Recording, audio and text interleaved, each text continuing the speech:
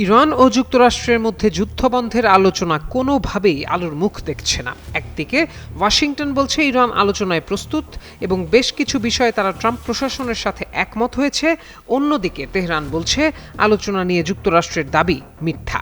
এর মধ্যেই যুক্তরাষ্ট্রের ভাইস প্রেসিডেন্ট জেডি ভ্যান্স বলেছেন ইরানের সঙ্গে আলোচনা সফল না হলেও যুক্তরাষ্ট্র শক্তিশালী অবস্থানে থাকবে। তিনি জানান, ওয়াশিংটন অবশ্যই চায় আলোচনা সফল হোক, তবে আলোচনা ভেস্তে গেলেও যুক্তরাষ্ট্রের অবস্থান ইরানের তুলনায় অনেক বেশি শক্ত থাকবে।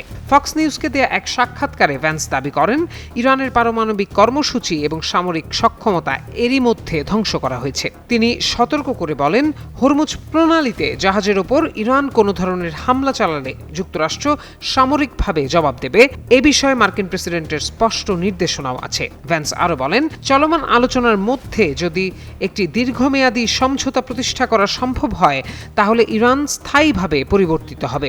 এর আগে মার্কিন ভাইস প্রেসিডেন্ট জানান, হরমুজ প্রণালীতে তেলবাহী জাহাজ চলাচল যুদ্ধপূর্ব পর্যায়ে ফিরে এসেছে এবং ইরানের সঙ্গে কারিগরি পর্যায়ের আলোচনা অব্যাহত রয়েছে।